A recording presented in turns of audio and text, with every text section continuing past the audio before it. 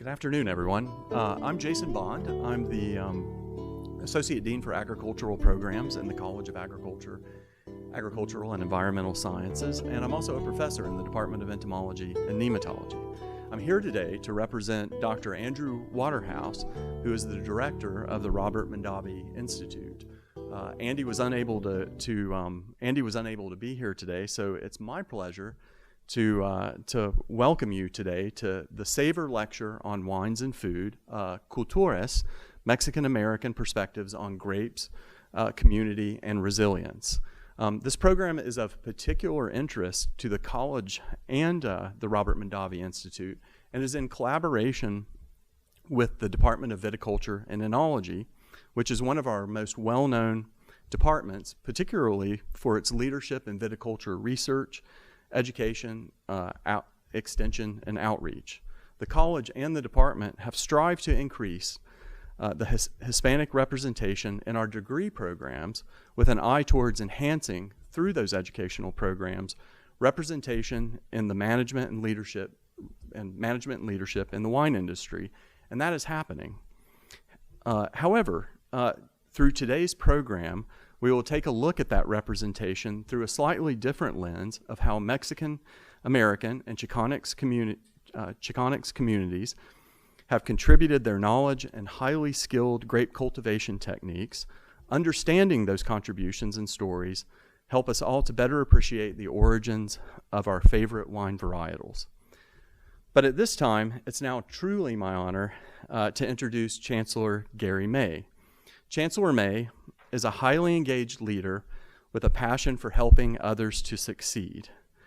He believes success is best judged by how we enhance the lives of others.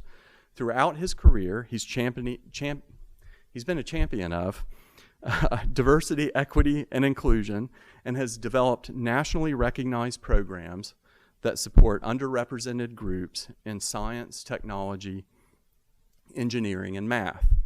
In 2015, and this is really impressive, President Obama honored him with the Presidential Award for Excellence in STEM Mentoring. Subsequently, he was inducted into the National Academy of Engineering in 2018, and in 2020, Chancellor May was one of 276 artists, scientists, and public, nonprofit, and private sector leaders elected to the American Academy of Arts and Sciences. His vision as UC Davis's seventh chancellor is to lead the university to new heights in academic excellence, inclusion, public service, and upward mobility for students from all backgrounds. This evening's panel, which addresses equity and representation, demonstrates that important public service mission. Please join me in welcoming Chancellor Gary May.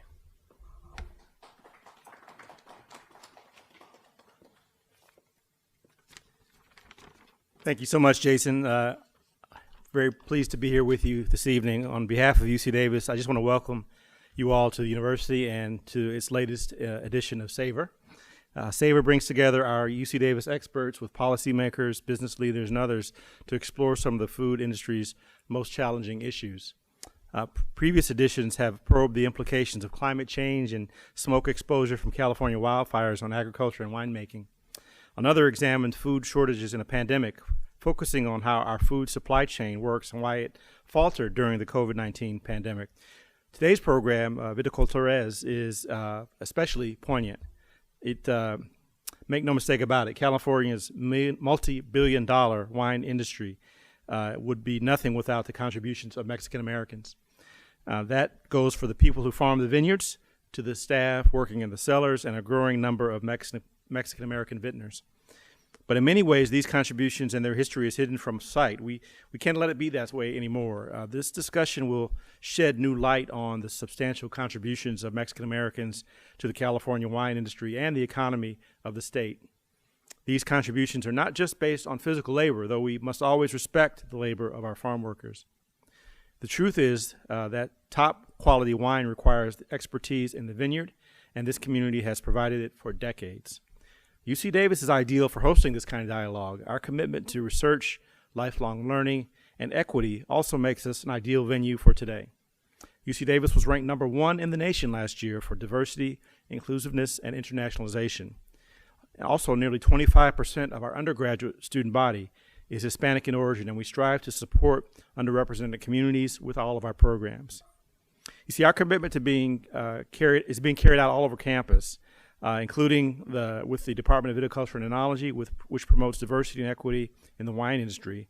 Our university library further ensures that our collections embrace equity and diverse populations. So I'm certainly looking forward to this discussion. We are joined by experts who will help us better understand this story and what it means for the wine world as well.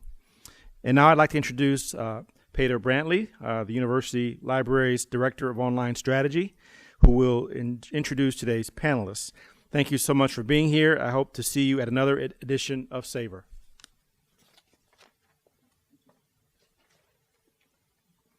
Hi, everyone. Thank you for joining us today on a Savor program. And thank you, Chancellor, for making this introduction to this important topic. We certainly share your commitment to acknowledge the contributions of the communities that are represented here that have for so long been underrepresented in the output of the wine industry, so often unacknowledged. UC Davis has a long-standing commitment to studying and revealing the real contributions of all communities, and the library has been an important resource for scholars, particularly in agriculture, due to our long history of agricultural scholarship. One of the scholars that has taken advantage of that collection is Steve Velasquez, the moderator for our discussion this evening. Steve works at the Smithsonian Institution, where he's curator for the Division of Home and Community Life in the National Museum of American History.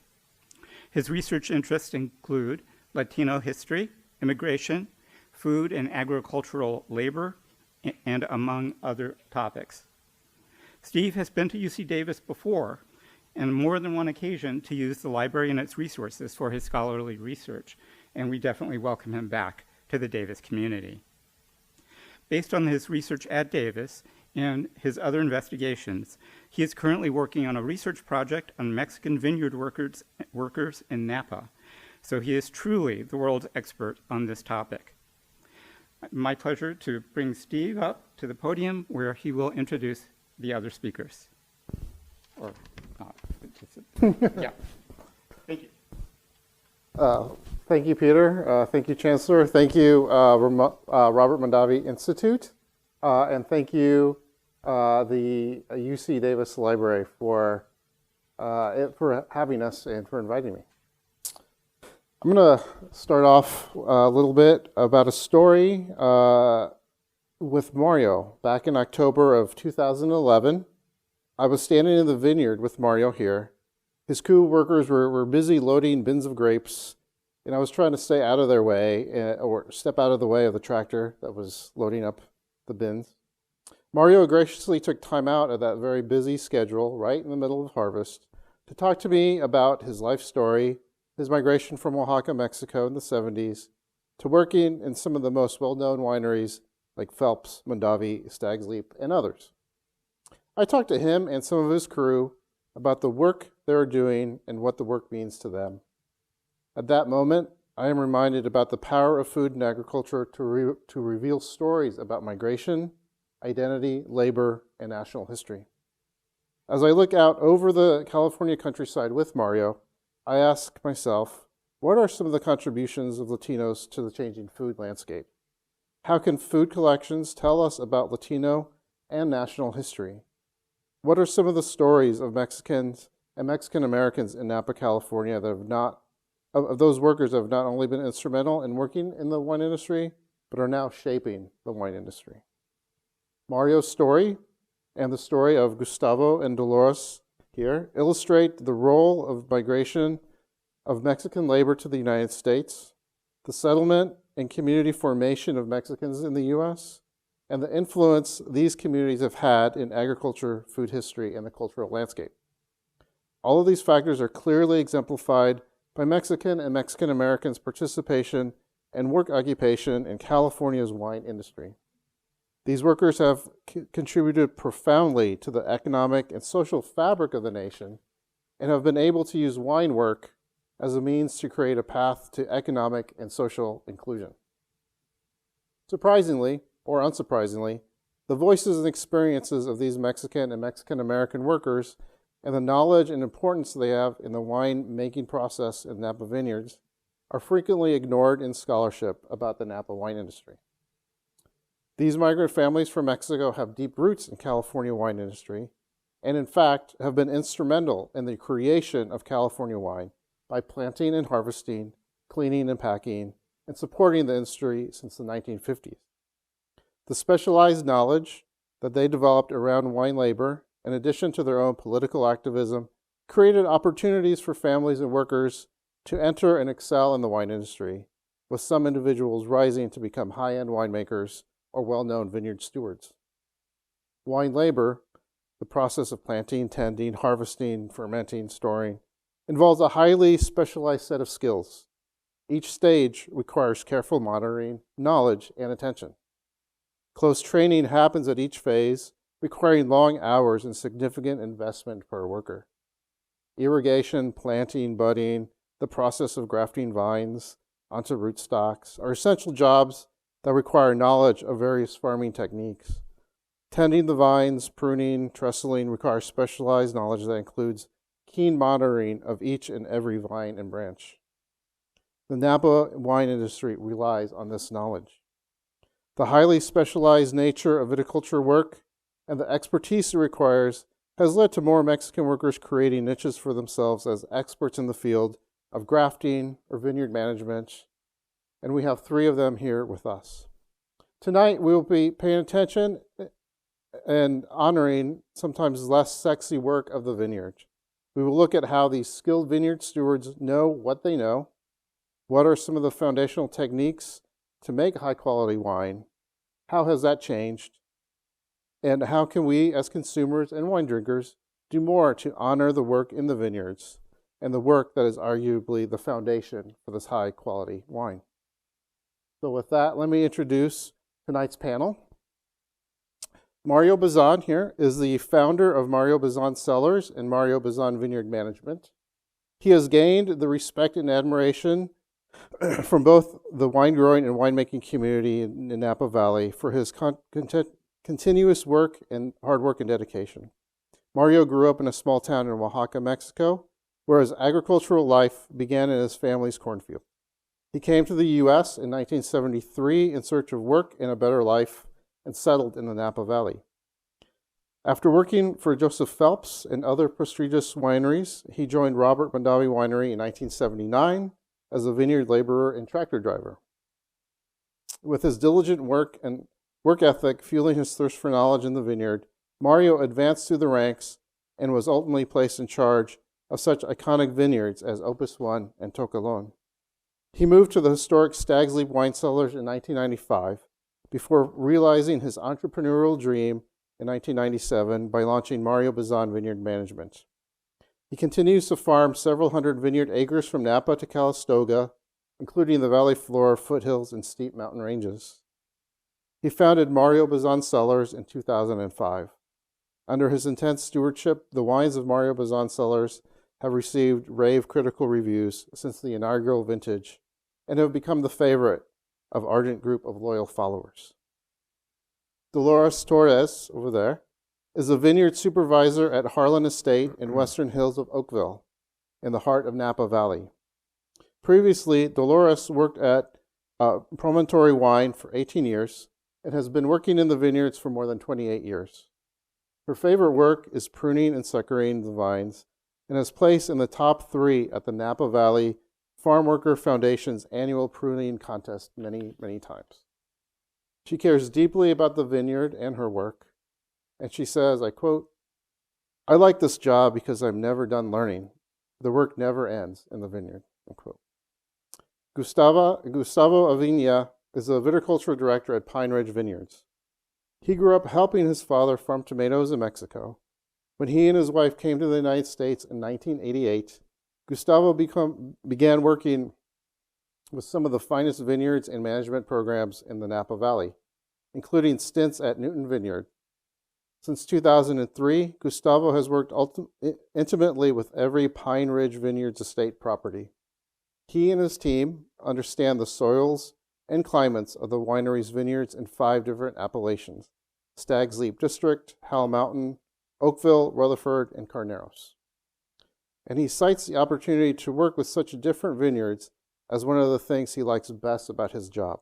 Quote, "Knowing each vineyard row by row, vine by vine, that's how I grow such high-quality grapes. I walk every vineyard, every block once a week. This close attention to the vines is what gives us the quality grapes that allow us to make such high-quality wine," end quote. So thank you all. Gracias. Sure. So we'll just go around. So first, tell us a bit more about yourself. All of you could have ended up in other places in California, Salinas, Washington State, anywhere. So how did you end up in Napa and working in viticulture? We'll just start with Mario. The reason I ended up in Napa because when I first came to this country, I first arrived in Sunnyvale. I started working and doing landscaping, but I was placed to live with some family there, and I didn't like it. And so then my uncle picked me up there and brought me to Oakland, and then he knew some people in Napa Valley, and so he through them he found me a job, Joseph Phelps. Oh. And it's I only came here to earn $2,000 because in Mexico I work in a grocery store, and that was my dream to go back and start my own business there. And so right away I didn't know anything about the work, but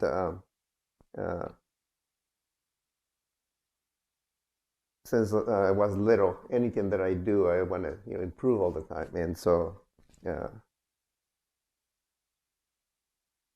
through examples like my supervisor or bosses, I learned how their work habits, and I wanted to become one of them. And so I always strive, to be that person. And it's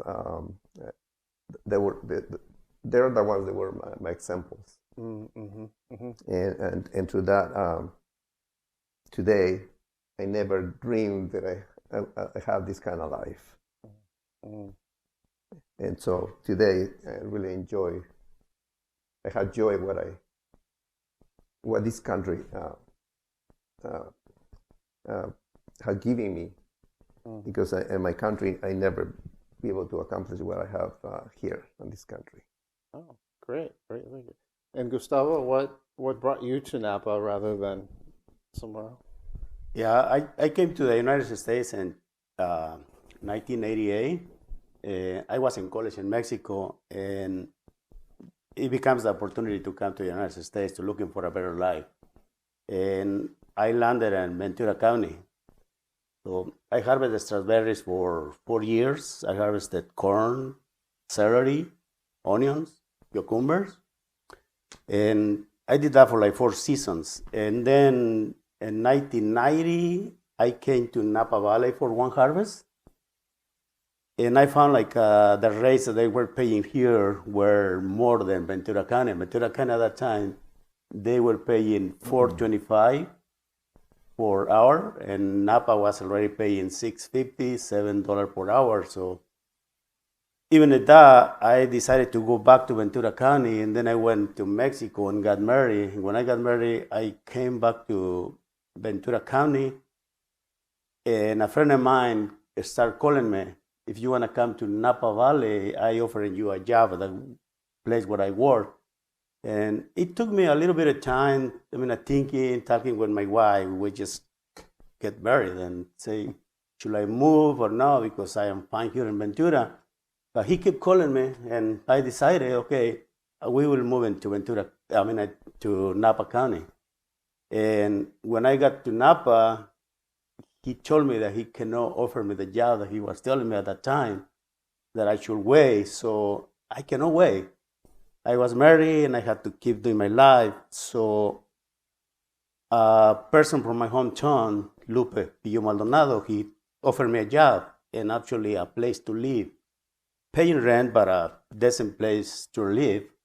And he gave me the first opportunity to work as a full-time job in the wine industry in the vineyards. And that's how I started there, learning from the Baron. He was my mentor, teaching me each single operation, and until I became a tractor driver. And then I say, well, I think this is where I want to stay. I look at opportunities working in the vineyards like starting a career in college. Like every day you were learning something new. And I saw the opportunity that if you learn, you grow. You learn more, you grow more. So I decided to start taking classes at Napa Valley College and working at the same time. And suddenly we established here in Napa Valley. Mhm. Yes, very, very interesting. And working with Lupe, who's already in the valley since the 70s as well. Long time, well-known worker here in the valley. Dolores, how did you come to the Napa Valley and get into the wine? ¿Usted cómo es que terminó en Napa? Pues yo cuando también estuve en México, me casé, me vino con mi esposo también, llegué con sus hermanas en Stockton, me dejó ahí y ya de ahí me gustó ver lo que estaba viendo de los campos y ya de ahí me trajo hacia Napa porque él radicaba en Napa. Sí, me deja traducir rápido. So I came with my family, my husband, my kids, and I came to Stockton, and when I got to Stockton, I really liked the field. Y llegó a Stockton, le gustó el campo. Sí, de ahí me trajo a Napa que él radicaba. And from there, he took me to Napa.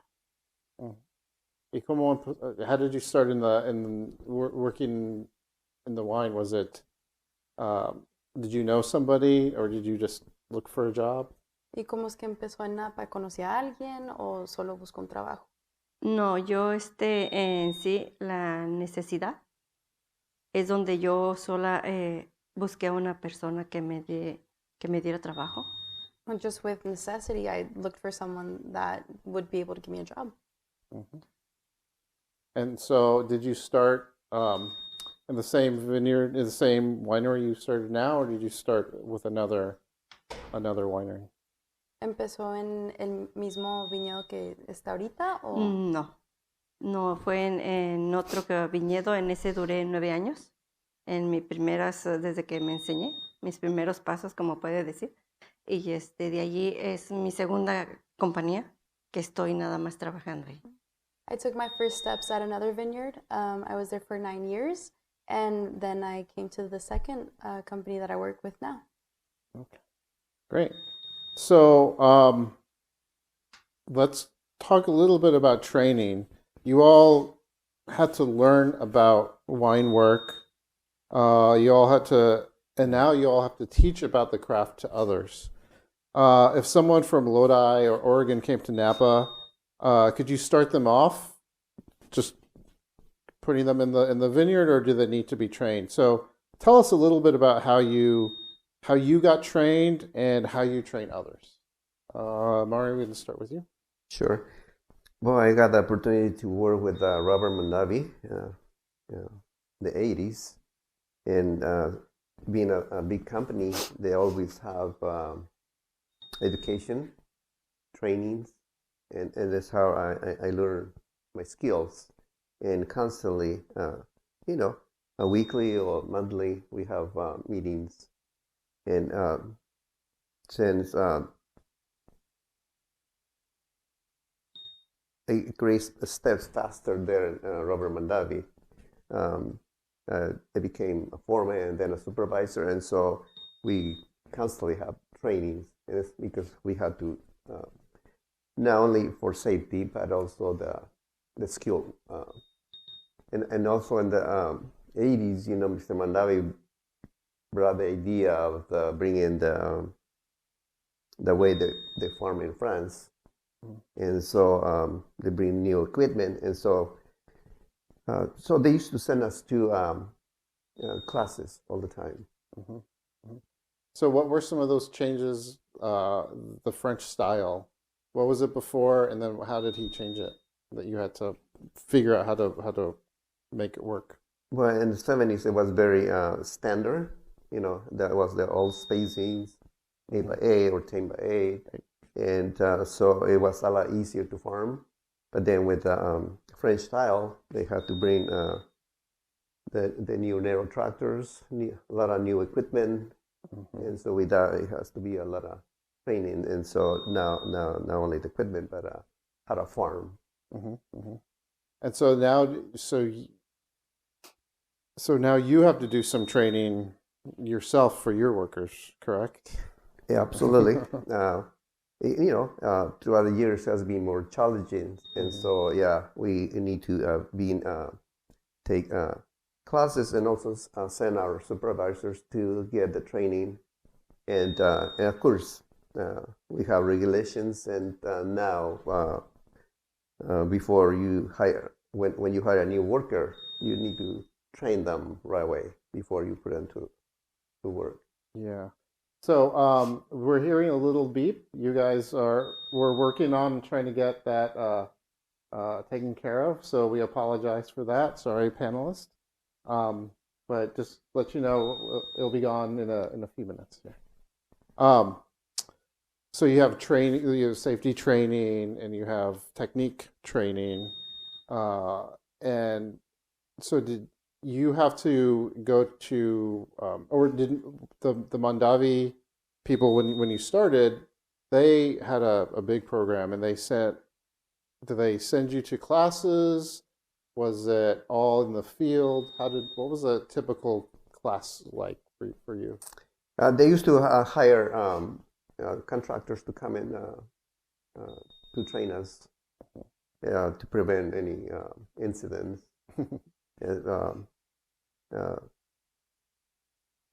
So I thought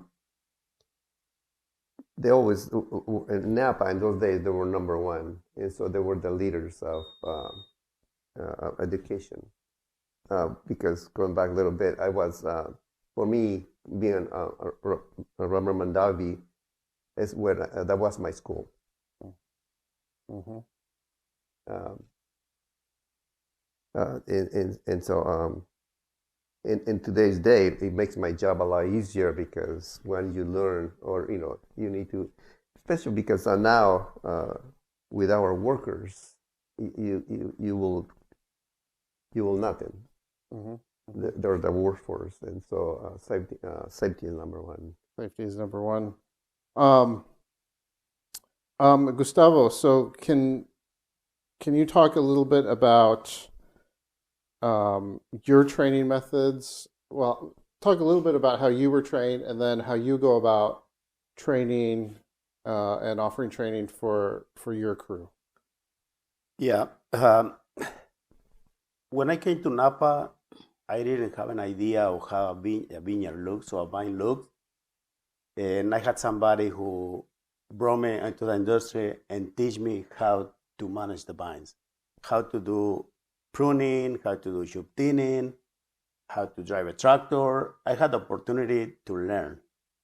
And since I have somebody who was willing to teach me, I take that as an opportunity for me to teach new workers. So many times when there is a new worker that comes to me asking for a job and say, but I don't know how to do these things, and my answer is always, don't worry about it, we will teach you. So I had the opportunity of somebody teach me, so I will teach you. So you will learn how to do the jobs. And for me, it's actually better to hire a new person who doesn't know to do the job, because you teach them as the way that you like the things to be done. And after they learn, it becomes really easy. Because when you send them to do a certain activity, they know exactly what you like it to do. And it's a plus, versus when you hire another person, not necessarily that a person that already knows, it's not necessarily bad, but sometimes they come with different ideas. And sometimes you take advantage of those ideas, but sometimes it doesn't work for what you do. So I have the opportunity to work for companies who likes to grow high quality fruit, produce high quality wine. So we have a special techniques to bring that quality fruit. And by training a new person and teaching all those techniques makes your job, your life a lot easier. So the way that I do, when I have a new person, sometimes it's myself, go with them and teach how to do things. Or I have a very knowledge foreman too, Salvador or Juan, and I send them to work with them. And also, another way that we do is we have a couple of workers here doing the job, put it with them, put them to work with them and learn from the other workers too. If they have a questions, they ask questions to the other workers. So they all learn together. They all learn together, yeah. And become a team. Teamwork. A team that works fast and with high quality aims. So Dolores, can you tell us a little bit about your training? How did you learn to do the work? And what were the obstacles and opportunities being a woman in the industry? How did that affect your learning? ¿Nos podría platicar un poco más sobre su entrenamiento, cómo aprendió las técnicas y si ser mujer le presentó varios obstáculos o oportunidades en su carrera? Bueno, de recién creo que sobre ser mujer es un poco más difícil porque en veces el egoísmo tal vez de un hombre que lo mande a una mujer, pero aún así ya estamos en una igualdad y han comprendido mucho. Trabajo con unas personas que nos han orientado bastante y hay mucho respeto y aún así donde yo estoy ha crecido también lo de la mujer, porque como le decía, en oportunidades a mujeres que han manejado también tractores, carapilas, todo eso, y han crecido. So I think it's obviously much harder in this career to be a woman. There's a lot more obstacles, especially I think the ego of the man does play a part. They don't like being bossed around by a woman. But I think now we're in an age of more equality where we're growing, especially where I work now. There's a lot more women and working there and manejando tractores and driving tractors as well. So how did so can you tell us a little bit more about how did those opportunities come about, the training methods? How did that start, and who started it, and how did it start? ¿Y qué oportunidades tuvo usted para aprender como mujer? ¿Cómo empezó todo eso en su carrera? Me empezaron cuando yo llegué aquí a ayudarle al mayordomo. Entonces de allí vieron que tenía como el respeto hacia las personas, el dar de cómo enseñarlos a trabajar y orientarlos, que más que nada es lo que cuenta mucho desde un principio, enseñarlos, y allí fueron ellos ayudándome a crecer mucho más en estas orientaciones que nos mandan del campo, en clases que nos dan, en orientaciones allí mismo en la compañía que nos han llevado a crecer, y más que nada pues con toda la gente de aquí que también tienen mucha experiencia y nos enseñan. So when I first got here, I worked a lot with the maitre d', or the mayordomo, the foreman. The foreman, I apologize. And he really helped me a lot. He really took the time to teach me. There was also a lot of orientations where they would teach us all the different techniques, and as well as all of the people that I've met in Napa have helped me a lot as well. And Dolores, can you talk a little bit about thinking now? You've been in the industry for como 20 años. Talk to us about the programs now that are motivating the new workers today, and how does that work at your winery? Ya lleva usted trabajando en esta compañía más de 20 años. ¿Qué oportunidades o qué entrenamientos ha visto usted para gente que está empezando ahorita? las oportunidades ahorita es en igualdad todos y se les da desde entrando, enseñamos y es en que ellos crezcan, se les enseña a trabajar desde un principio la viña, poda, todo eso, y ya cuando aprenden, ellos crecen más siendo vine master. We focus a lot on equality from the beginning. People come in and we teach them all of the techniques, pruning, etc. And ever since from there, we teach them how to be vine masters. And you were telling me about the program. Can you tell us a little bit more about that program? ¿Nos podría contar un poco más sobre el programa? Sí, el programa es cuando empiezan una persona de nueva, porque hay personas que son nuevas, no saben nada de viña, pero aprenden muy rápido. Y ya están capacitados para ellos solos hacer sus les dan 7,000 plantas en que ellos tienen que trabajar únicamente solos. So this program is for people that are fresh and don't know anything. So we teach them everything. We give them 7,000 plants to begin with, so that they can tend to them by themselves. Sí, y ya ellos, únicamente ellos son los que trabajan todas esas plantas hasta fin de cosecha, entonces nada más vamos a ayudar a piscar. So they're the only ones that work on those 7,000 plants until the end of the harvest. We help them to harvest. So then they get to know each plant, each technique. So do they do different techniques or is it all the same technique? Entonces así van aprendiendo los tipos de plantas, las técnicas.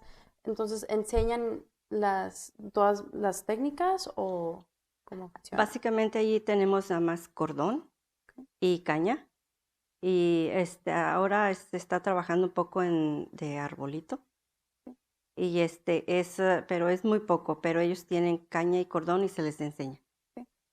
So yeah, we are teaching them mainly with string, and we do sometimes have like the tree itself or caña, which the wood, I believe. Yeah. So, and then so they're learning different techniques. So Gustavo, can you tell us a little bit about what some of these techniques are, just in general? Yeah, I mean, there is a lot of opportunity for the vineyard workers right now to learn.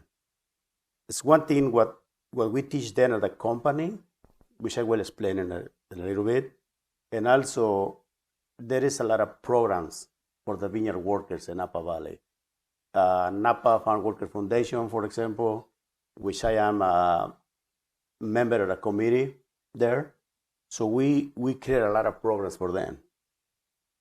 We have a leadership programs. We have programs where we send them to learn more English, to learn math, trainings like heat stress, vineyard safety, all those things through Napa Farm Worker Foundation. Actually, Napa Farm Worker Foundation has a really good program that calls Field Opportunities. That's for seniors from high school that they can register through the organization, and then the organization contact you growers in Napa, and we send a couple students, one student to work during the summer with these companies.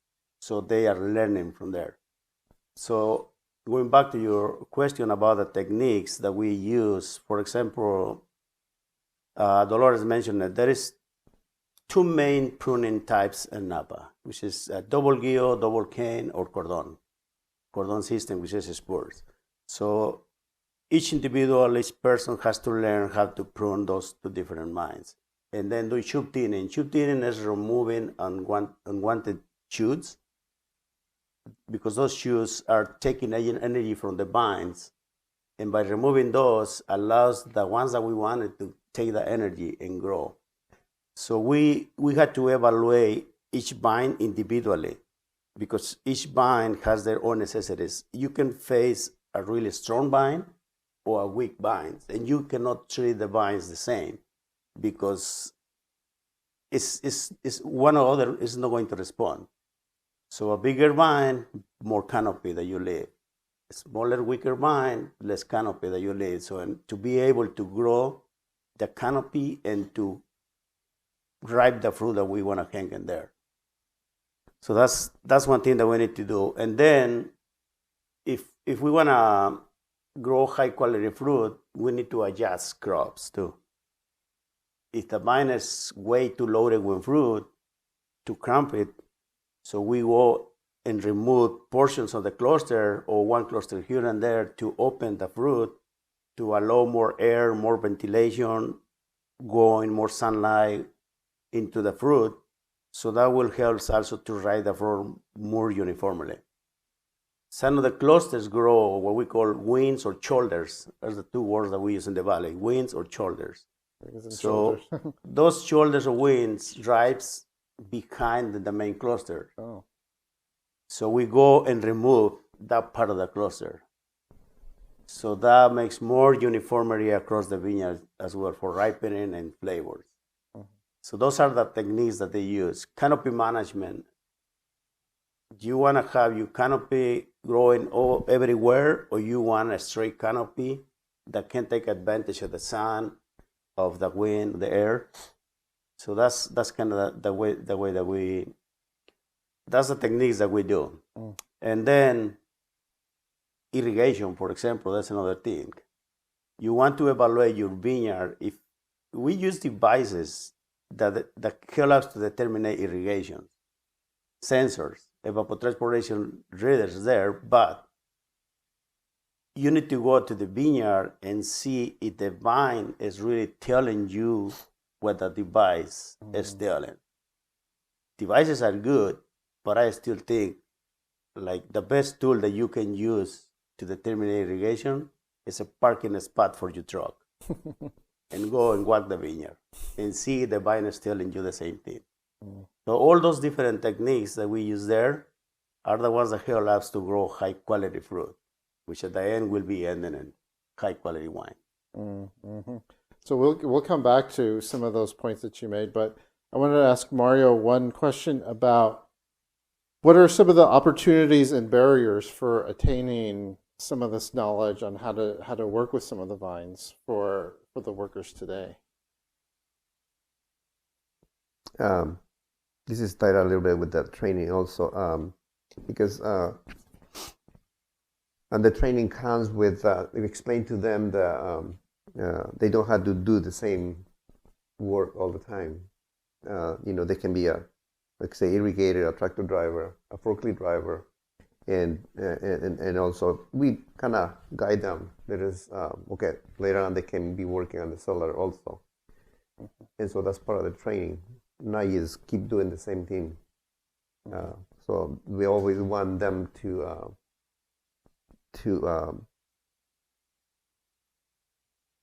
improve themselves. Yeah, and to learn another skill, because you need to know how to do this properly each step, correct? Each step, but also we want them to everybody has families, and so we want them to apply for a new job also. Mm-hmm. Mm-hmm. And to do that, we send them. Okay, that's why he was mentioned about Napa Valley Grape Growers. That's for them. They can see that it is other venues instead of being it's a farm labor contract, farm labor the whole life. Right. Yes. So the workers today, you guys are training them to essentially to move up. Move up. Yeah. Yeah, that's our goals today. Yeah. So we can come back to that, because labor is a big issue for the vineyards today, right? Finding labor, keeping labor. But there are also other issues that I think we might want to touch on tonight. And part of that is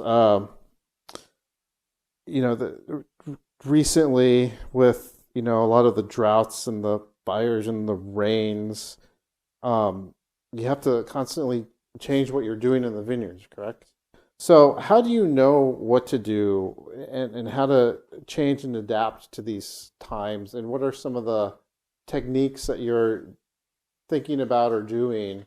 And Gustavo, you mentioned a little bit using, these sensors, but you have to look with your eyes. Does anybody else want to talk a little bit more about using science and your eyes, what are some examples or some experiences you've had? And what are some of the new techniques, or are there some old techniques that people are thinking about when, in this changing climate? So, Gustavo, Mario, you want to? Sure. Yeah. Go ahead, Mario. Well, today, with technology, there's weather stations. We start there. Not everybody has one, but eventually, every vineyard will have one. But also, there is several companies that they offer their services to come and install nutrient probes or 3 different kinds of sensors. There are ones that you install on the soil to measure moisture. And another one that they come and measure moisture on the petals. And now there are new thing that they come and install sensors on the vines. On the vines. On the vines, exactly. And so you can look how you form today. You can actually you can be any place of the United States, and you can start watching what's happening in your region, and you can make decisions from there. But also with experience, you have to learn, or you have to know your site. Where you have deeper soils, or medium soils, or shallow soils. And it's how you make decisions. You come, let's say between 1 to 5 o'clock in the afternoon, and you can evaluate your vines.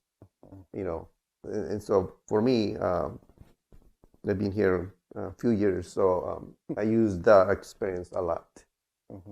I use the reference of these other services, but I use it most of my experience. So you talked a little bit about science.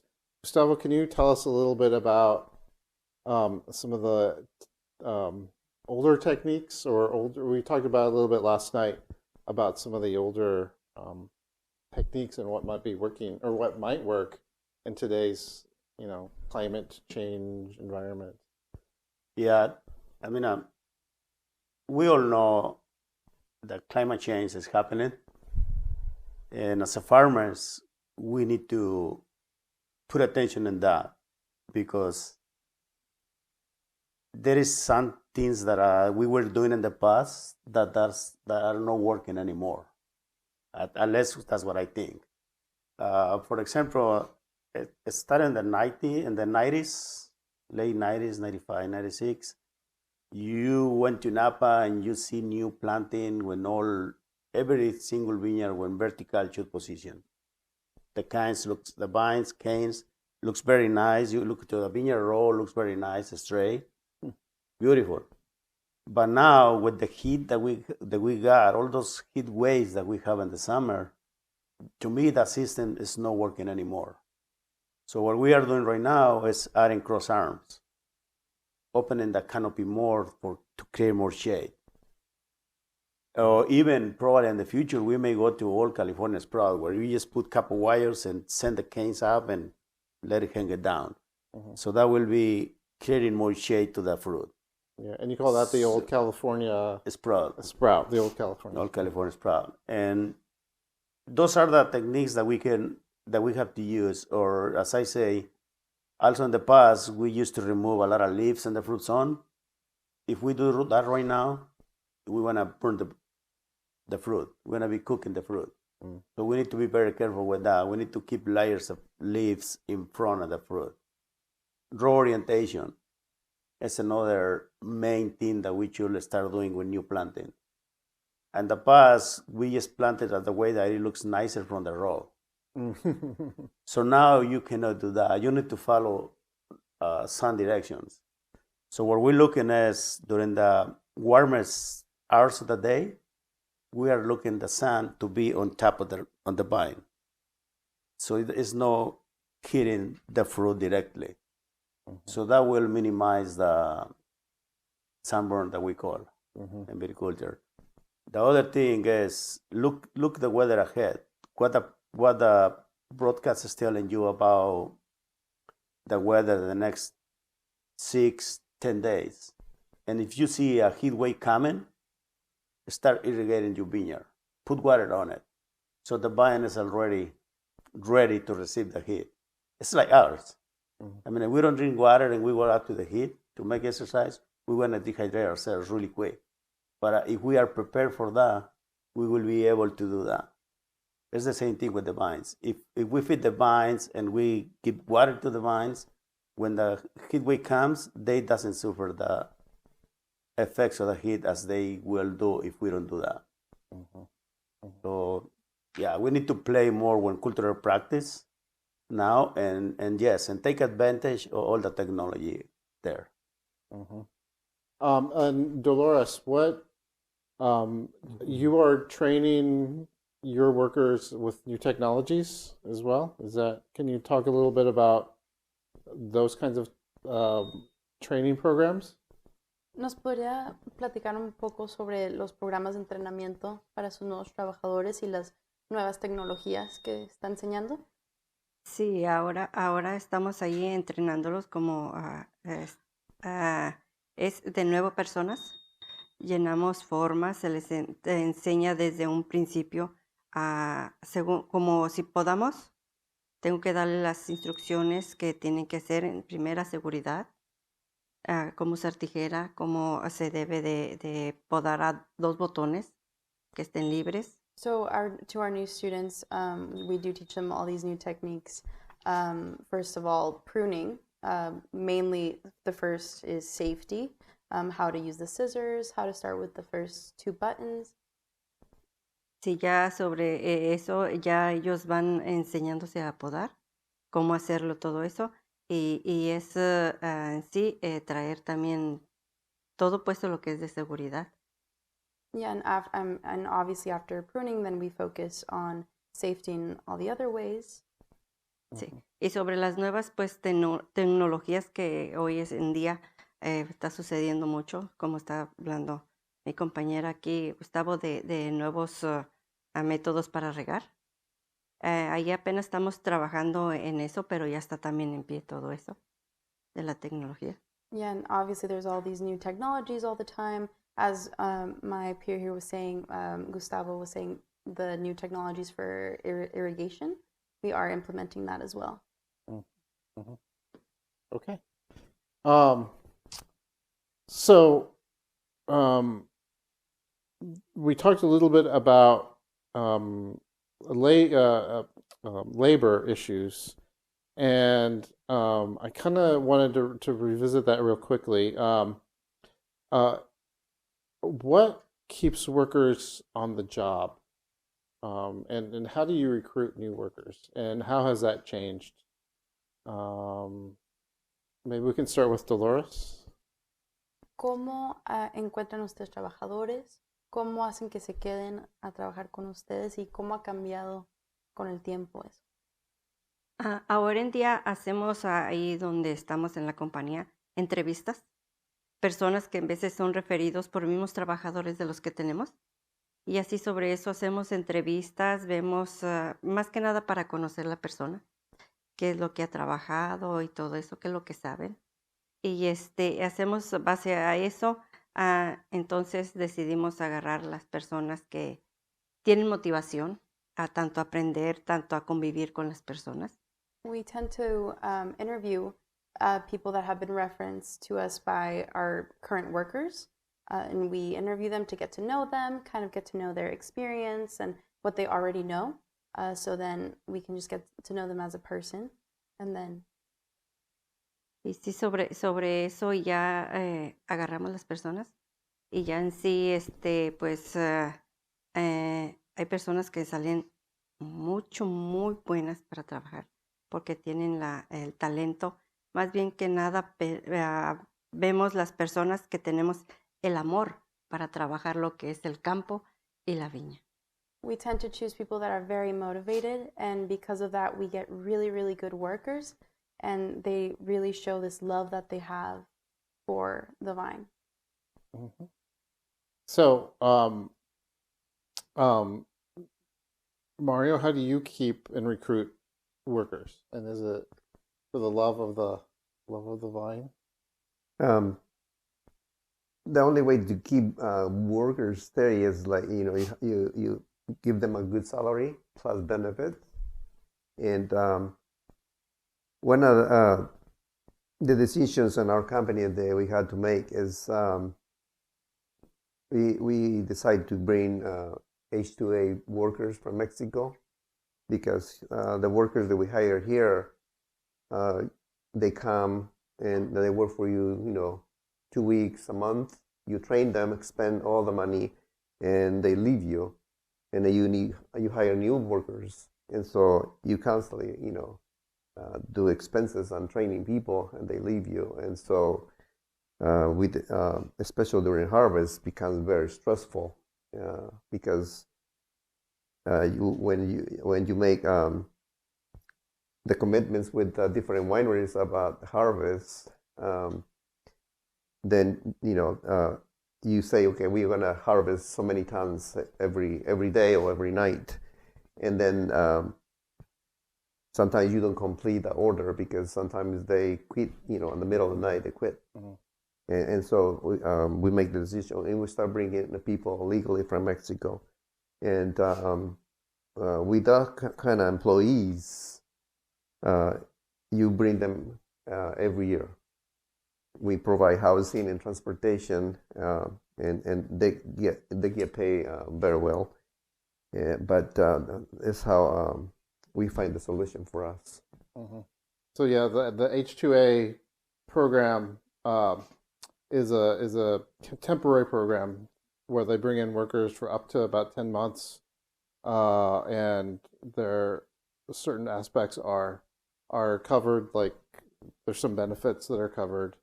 And the farmers themselves have to apply for the group of workers to come, correct? And you have to pay a fee to bring them in. Is that correct? Oh, absolutely. Yeah. Yes. Yeah. So Gustavo, can you say a little bit about? I know last night we talked a little bit about the need for workers and balancing some of these other issues of, training them and having them go somewhere else. And there were a few issues that we talked about kind of balancing the need to bring in the workers and to pay the workers and to have kind of a working crew. Yeah, so in our company, we also use H2A people that come from Mexico, but we also have our own group. And the reason that we bring people from Mexico is because we do not have job for 12 months to keep a big crew employee in our company. So the group that we have from here is local people. They work all year round. And that's one of the things that helps you to retain those workers, because you providing work all year round. They have family, they need to pay bills, so they need to keep working the entire year.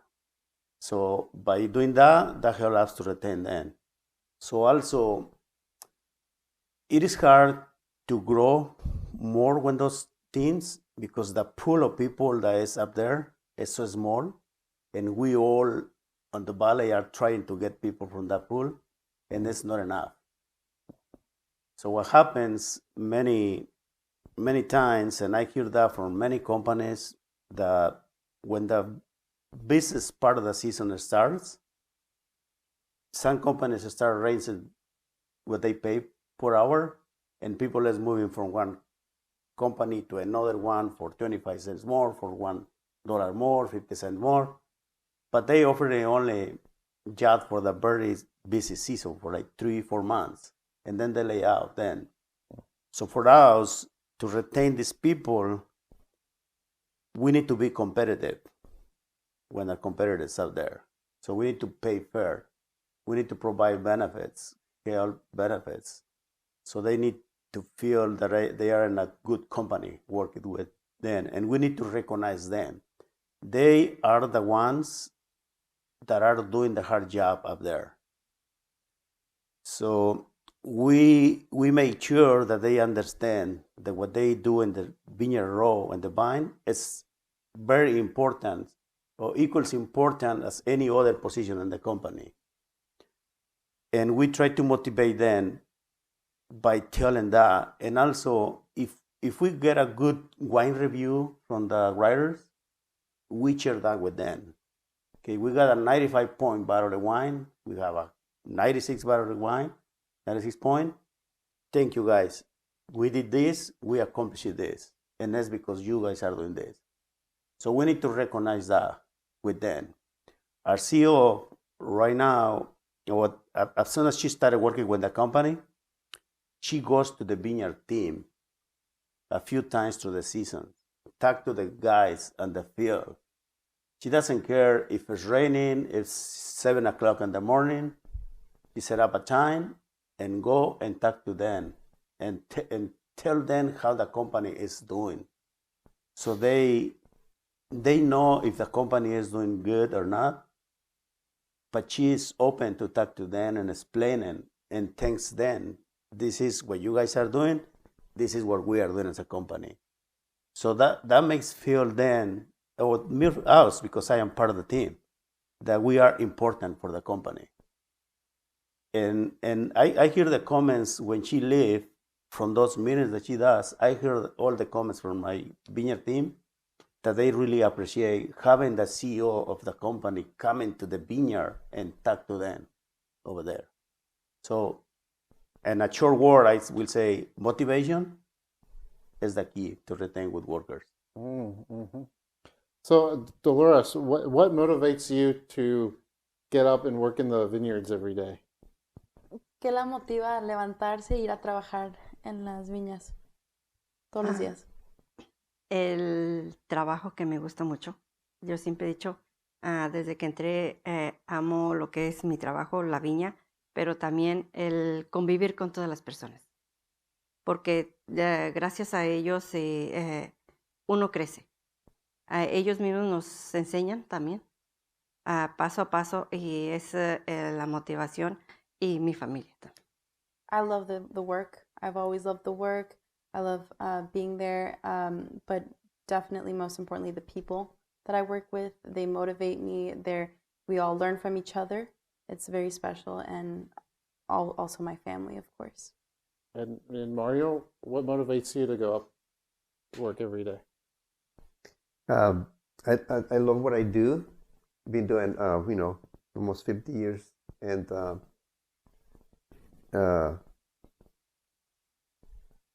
I'm not thinking of retiring soon because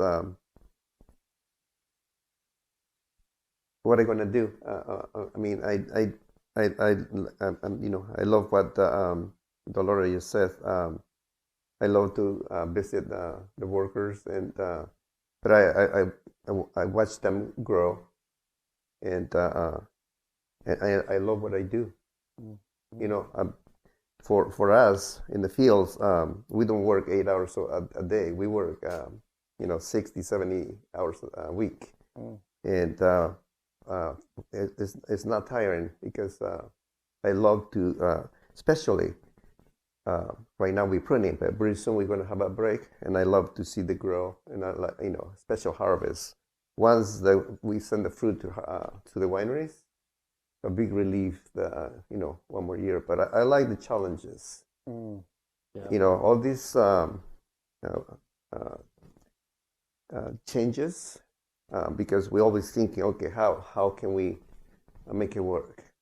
And for me, I love that challenge. Oh, well, that's beautiful. The challenges and the opportunities yes. that await. Yes. So with that, I will give the opportunity for the Zoom folks to open it up for some questions. Thank you very much. Mario, Gustavo, and Dolores, thank you. And Fabiola, thank you. So the first question that we have, COVID-19 was a challenging period of time. And as a winery, how did you protect the workers during COVID, as well as prevent crop contamination? Dolores, do you want to tell us a little bit about COVID-19 and how that affected the workers? ¿Nos podría contar un poco durante los tiempos del COVID, cómo afectó eso a los trabajadores y cómo afectó eso la viña también? And protected the worker. Y cómo protegieron a los trabajadores. En sí, eso fue un cambio y una enfermedad pues muy fuerte que se nos vino. Ahí teníamos en la compañía las vacunas, nos las llevaban al pie. Nos llevaban también ahí para hacernos el testing también, cada 2 semanas nos lo hacían.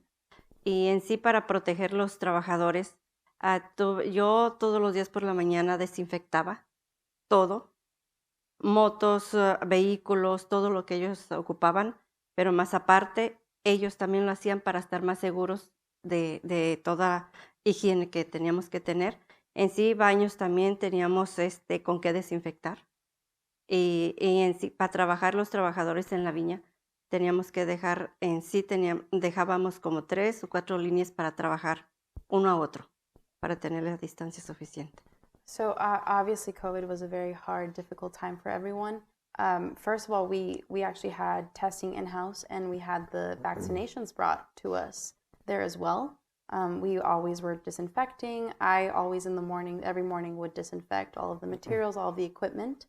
And the workers themselves would disinfect all of their equipment as well because they wanted to be safe, of course, and obviously the bathrooms, and we would practice social distancing in the vines as well. Y todos con su protección de mascarilla puesta también. And everyone also had a mask, 6 feet apart, of course. And did you guys worry about the grapes themselves, the fruit themselves, and kind of protecting? No, not the grapes, especially the employees. We had to enforce the recommendations because sometimes, we most of the workers are young. They think nothing's going to happen to them. So we had to be very vigilant every day and inspect every morning that no one was sick there. Oh yeah. And employing those practices on a daily basis, and especially for us that we transport our people, and 10 people in each van. So we had to make sure that we have all the disinfectants, and the bathrooms.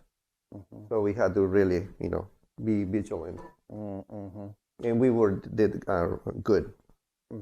Did your crews shrink at all, or did you keep the same amount of, Gustavo? Did your crews, were they the same size, the same numbers, or did you? No, we were able to keep the same size crew. So I will say that it was a really hard time for us to manage COVID-19 on the vineyards, but we were succeed with that. We, as they mentioned in Mario and Dolores, we did a lot of sanitation. And also we implement all CDC guidelines, and we try to keep the workers working separate. Like normally you had a vineyard crew working one worker in each vine row, so we were working every other row. So they were 12 feet apart, one from the other ones. During lunch, they used to group together, and we avoid that, try to keep the distance there. So we also have a thermometer, and we were checking temperatures every single morning when they get up to work, see how you are. And I will say that we didn't have any case until the Omicron variant came. So we were very lucky with that. Also, there was a time when we were forced to close the tasting room at the winery. And we offered a job to the tasting room staff to work in the vineyards, and they all took the jobs. So we have a crew from the tasting room working in the vineyards. So at the end, it was a plus because they were doing vineyard work, learning there, and then now they are using that expertise on the tasting room. Oh yeah, that's a very good program. Do you think overall COVID-19 is going to affect the quality of the grapes, or did it affect the quality or the techniques everybody used in the valley? Do you think?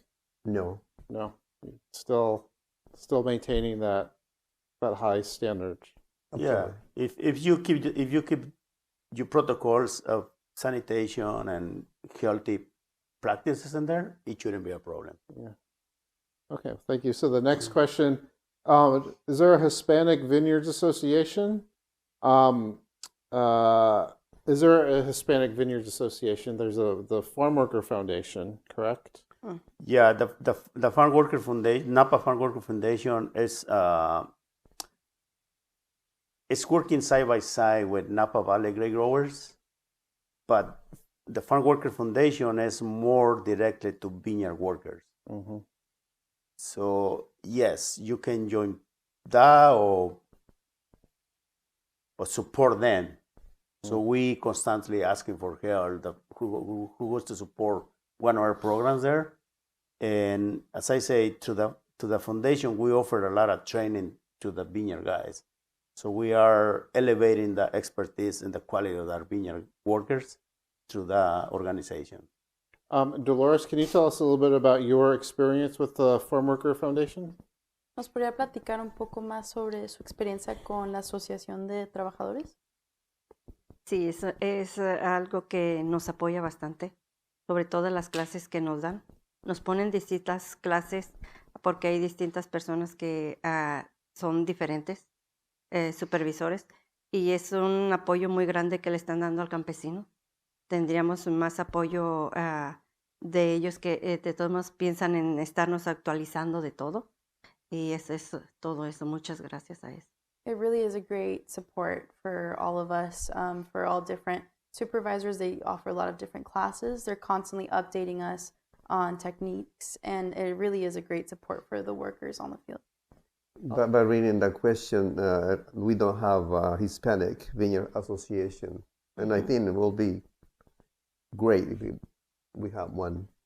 Yeah, no, I think it would be fabulous to continue maybe building off the Farm Worker Foundation leadership program. And but Mario, real quick, shifting your hat to winery operator, there is the Mexican American Vintners Association, correct? Yes. Can you tell us just real quickly about that? They got formed. We joined there the last past 5 years. I think they got founded. They started 10 years ago, and at the beginning I didn't want to join them, but after I learned what the purpose was, we joined because we want to make a difference. We want to be an example for other. Especially the students that comes to UC Davis, and it kind of, because when my whole life it was very hard for me to ask for help. My bosses kind of help me, progress. But doing this, we like to. The aim is to encourage other students or other workers that if you have a dream someday, you can do it. We'll take one more question.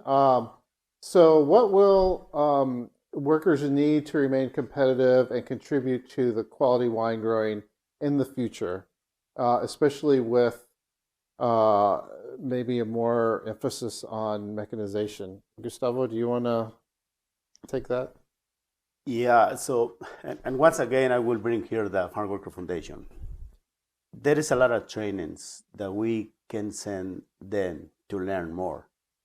They need to take advantage of all those programs that we offer there. Like, go and learn English. Go and learn how to use a computer. Try to understand why the mechanization is important. And if they take advantage of all those benefits or chances that they have up there, they will be more prepared for the future. There is a lot of changes on the industry. The more mechanization is using every day. So if they take advantage of that, and also we as managers, as supervisors, we need to give them the opportunity to go and take those classes, because the classes will be there. If we don't give them the opportunity, they will learn. Yeah. So we're just about out of time. So what I want to do is ask one final question for each of you. And thank you again very much. Before I go, thank you very much for your time here and telling us about your work. Is there a particular achievement or moment that you are most proud of, and why? And Dolores, we'll start with you. Dolores, ¿cuál es un momento más orgulloso en su carrera? En que todos mis trabajadores estén orgullosos de donde estamos, porque el trabajo nos queda bien y es porque es un trabajo en equipo. No nada más es de uno solo, sino todos estamos juntos, que somos un equipo. That all my workers are proud of their work and that we are a team and we work together as a team, and everything we do we're proud of because we're working together. Gustavo, what's your particular moment or achievement that you're most proud of? Yeah, starting working as a regular vineyard working, we're now speaking any English, and now become the viticulture director for Pine Ridge Vineyards. That's a huge step for my life that I probably, when I came to Napa, didn't imagine to be there. Yeah. And Mario? For me, it's all the friends that I have made through my when I was a regular labor worker, and today with the wine that we produce, we have created a lot of friendships, and for me, that's what I will keep, with me forever. Well, thank you. Well, so thank you, the Robert Mondavi Institute. Thank you, Mario, Gustavo, Dolores, and Fabiola. Thank you, UC Davis Library. And thank you to everyone who tuned in and logged in, and for all your questions. Thank you. Good night.